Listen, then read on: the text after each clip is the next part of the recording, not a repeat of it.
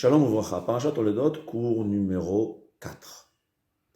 C'est écrit que quand Yaakov est rentré chez Yitzhak Avinu, Vayarach et Reyach Begadav, il a senti l'odeur de ses habits.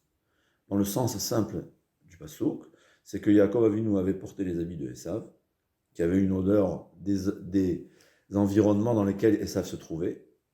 Et quand Yitzhak, qui était aveugle, a senti les odeurs, il s'est dit, ah, c'est Esav. Mais le Midrash nous enseigne une autre chose. Vayarach et Reyach Begadav, le mot Begadav peut se lire, si on ne tient pas compte des voyelles, Bogdav. Bogdav, ça veut dire c'est traître. Il a senti l'odeur des traîtres. C'est quoi? Les descendants de Yaakov, il a ressenti l'odeur que donnaient les descendants de Yaakov, qui est même ceux qui étaient des Bogdim, des traîtres. La Gemara a dit, par exemple, Yosef Messida. C'est quoi Yosef Messida?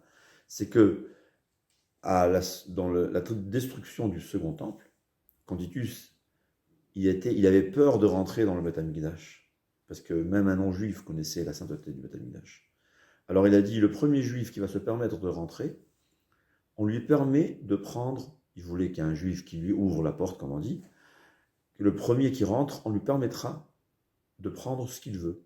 Il pourra prendre n'importe quel objet qui se trouve dans le Beth Amikdash. Et c'est Yosef Messida. Imaginez-vous un juif pareil.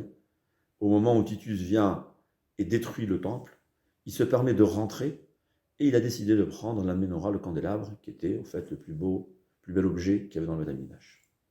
Imaginez-vous tellement bas il est arrivé. Et donc quand il est ressorti, Titus il voit ça, il dit non. C'était pas ça faisait pas partie des règles. On te permet de rentrer une deuxième fois. Et là tu pourras prendre ce que tu veux, mais le candélabre sera pour le roi. C'est écrit que quand Yosef Messida il a vu ça, il a dit non. Daï she'rasti et bor'i pa'amachat. Ça suffit que j'ai mis en colère mon créateur une fois. Je ne veux pas répéter une deuxième fois cette bêtise.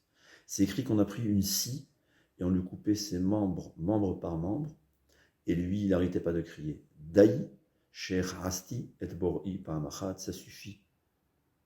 Mettre en colère mon Dieu une seule fois. Une fois, ça suffit. Et il est mort comme ça. Qu'est-ce qu'on voit d'ici?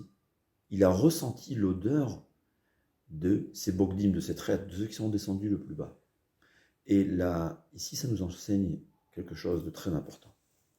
Le Meshech Chochma nous explique que Yitzhak Avinu, au moment où il s'est donné, il a été prêt à s'offrir à Kadosh Baruch Hu dans le Akedat Yitzhak, il a ancré dans tous ses descendants le fait qu'il n'existe pas un juif qu'au fond, il ne veut pas être juif, il veut rester juif. Tout juif, au fond, il veut accomplir la Torah et les mitzvot. Tout juif, au fond, il veut être pieux. C'est le Rambam qui le dit, c'est une halakha explicite. Et c'est ce qu'on voit ici. Que, au fait, n'importe quel juif, à n'importe quel niveau le plus bas, au fond, il veut rester juif. Et si tu lui dis, quitte tout ou pas, il ne sera pas prêt à quitter. Combien de fois on voit des juifs qui sont arrivés très très bas, et en fin de compte, ils sont à la fin, quand on leur disait c'est ou ça, ou quitter totalement le judaïsme, ils étaient prêts à mourir. Surtout dans la dernière période des nazis, il y a plusieurs histoires. L'une des histoires que j'ai vues dernièrement, c'était un juif qui demande à son voisin, officier nazi, il lui dit, qu'est-ce que tu veux des juifs? Je suis comme toi, on est exactement la même chose. Il lui a dit, ah bon? Il a pris, il l'a amené à la synagogue, il prend le Sefer Torah, il le met par terre, il lui dit, marche dessus. Le juif lui dit, je peux pas. Il lui a dit, le nazi, mais il prend son revolver à la main, il lui dit, mais tu m'as dit que tu étais comme moi. Il a dit, je sais pas, je peux pas. Et le nazi l'a tué. C'est ça un juif. Au fond, il veut être juif. Il ne veut pas quitter son judaïsme.